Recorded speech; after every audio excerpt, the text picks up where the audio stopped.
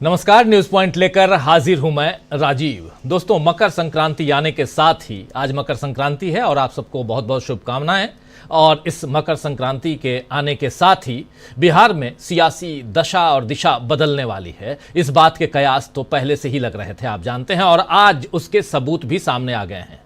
पटना में राबड़ी निवास, फिर बीजेपी कार्यालय और लोजपा कार्यालय में दही चूड़ा भोज के आयोजन की जो तस्वीरें आई हैं, उन्हें देखकर साफ समझा जा सकता है कि न एनडीए अब पहले जैसा रह गया है और न ही नीतीश कुमार और बीजेपी के बीच अब विश्वास की डोर दिख रही है, बल्कि नीतीश कुमार को नीचा दिखाने के लिए चिराग पासवान का इस्तेमाल बीजेपी कर रही है, यह खुलकर सामने आ गया है। इधर एक और इशारा मिला है कि बिहार में जल्द ही कोई बड़ा सियासी उलटफेर देखने को मिल सकता है और यह इशारा देने वाली हैं मीसा भारती, जो कि राष्ट्रीय जनता दल के सांसद हैं और लालू प्रसाद यादव की बेटी हैं। आइए पहले सुनते हैं इस बयान को, मीसा भारती के इस बयान को, जिससे क्या इशारा मिल रहा है वो समझेंगे और आगे बढ़ेंगे। सबसे पहले मीसा भारती को सुनिए।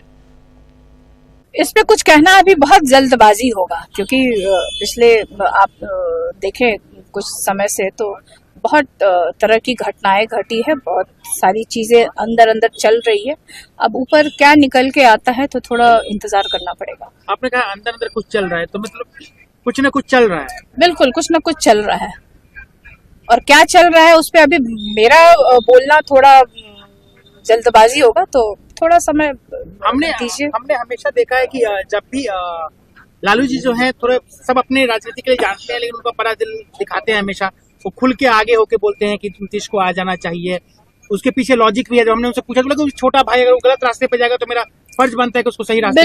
बिल्कुल सही उन्होंने बयान दिया था कि बिहार के हित में, बिहार के नौजवानों को हित में, बिहार की महिलाओं के हित में अगर कोई अच्छी, आपने देखा कि मतलब डबल इंजन की सरकार रही है, तकरीबन 20 साल होने जा रहा है, और बिहार में डेवलपमेंट सिर्फ उसी समय होता है जब तेजस्वी उप मुख्यमंत्री बनते हैं। तेजस्वी ने जो वादा किया था, अपने वादे को उन्होंने पूरा करने का काम किया है। उन्होंने कहा था कि हमको अगर मौका मिलता है तो 10 लाख सरकारी नौकरी देने का काम करेंगे।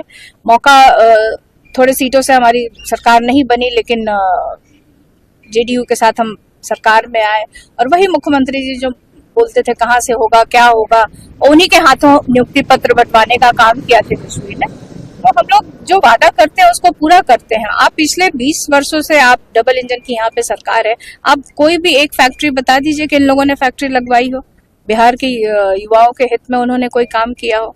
गोली अगर किसी को आज मारी जाती है तो वो 20 साल पहले के सरकार को कोसते हैं। तो ये सब चीजें हैं। तो मीसा भारती ने इतनी बड़ी बात अनायास नहीं कही होगी दोस्तों, उन्हें कोई जानकारी होगी ऐसा लग रहा है। वहीं आज जिस तरह चिराग पासवान ने नीतीश कुमार को लोजपा कार्यालय दही चूड़ा भोज के लिए बुलाया, लेकिन खुद वो वहां मौजूद नहीं रहे, उससे साफ समझ में आ रहा है कि उन्होंने नीतीश को अपमानित करने की कोशिश की।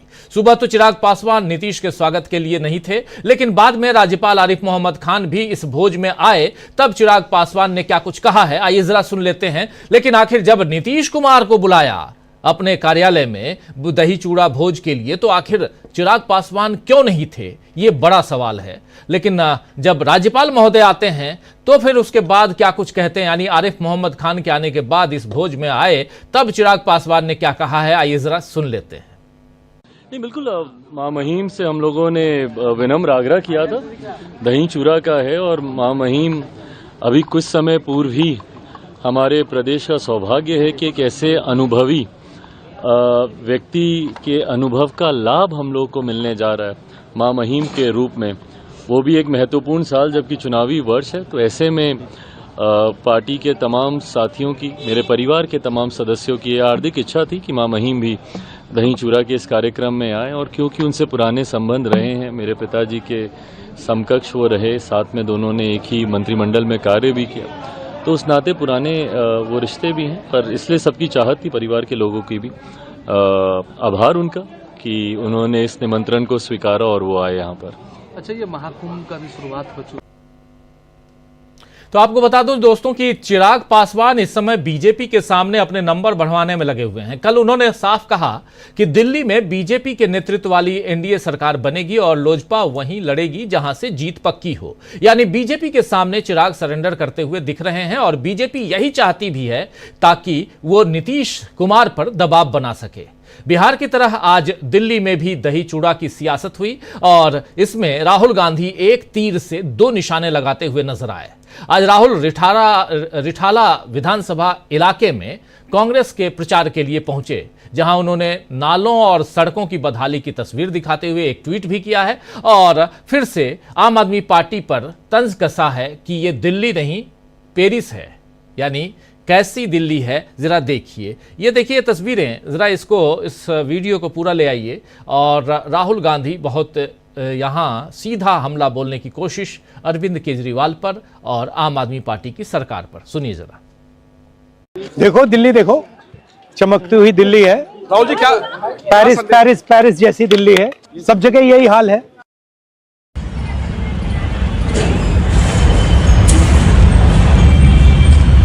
अब इन्होंने इतना टेम्परेरी, और इसके लिए मैंने भी एलजी से टाइम मांगा है इनकी कंप्लेंट करने के लिए कि जो ये करप्शन हुई है इसके अंदर 6 महीने के अंदर ही कैसे ढह गया नाला पूरा।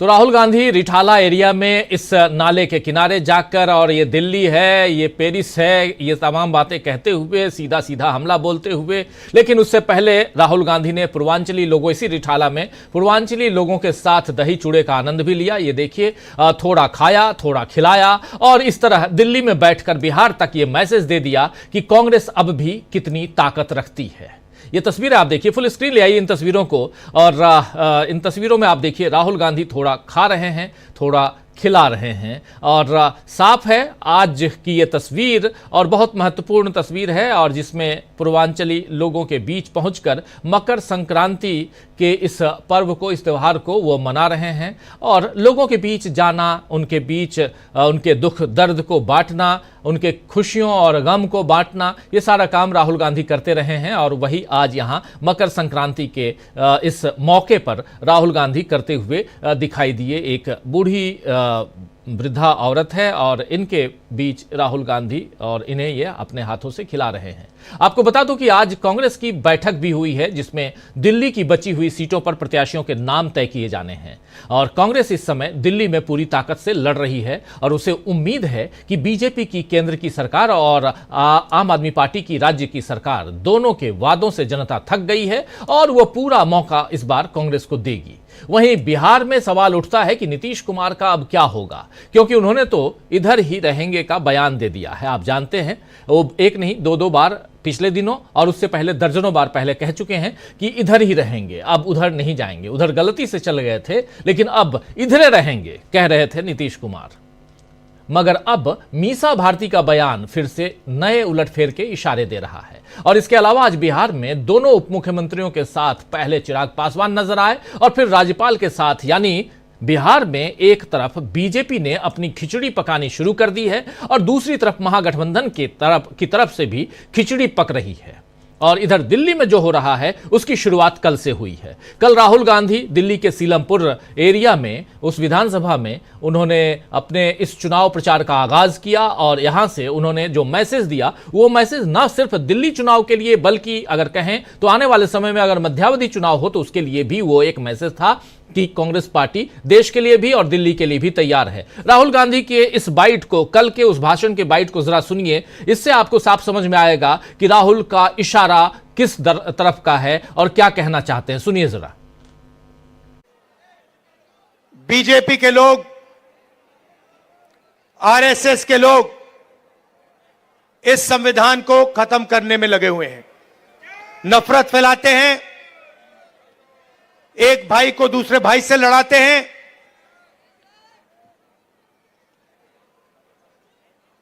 डराते हैं। कन्याकुमारी से लेकर कश्मीर तक 4000 किलोमीटर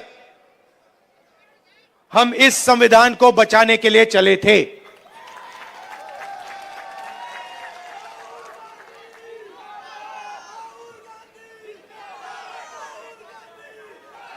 अंबेडकर जी के संविधान पर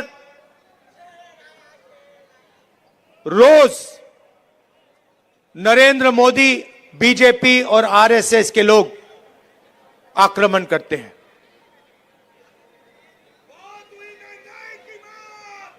और मैं आपसे यह कहना चाहता हूं कि मेरी राजनीति और कांग्रेस पार्टी की राजनीति में बिल्कुल क्लैरिटी है।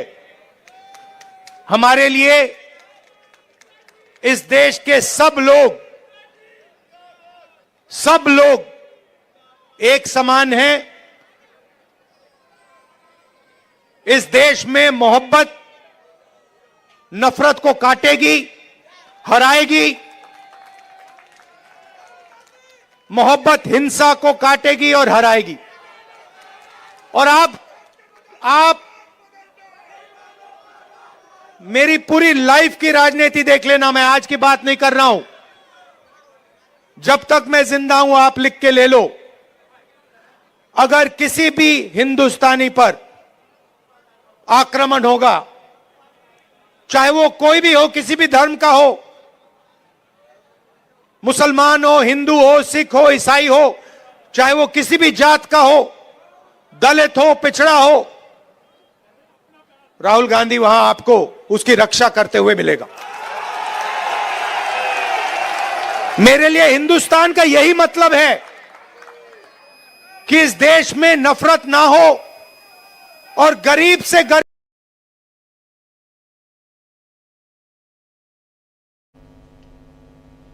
तो यहां पर साफ साफ आप सुन रहे थे राहुल गांधी को, और कह रहे हैं कि कहीं भी अगर जरूरत हो तो वहां राहुल गांधी आपको मौजूद मिलेगा।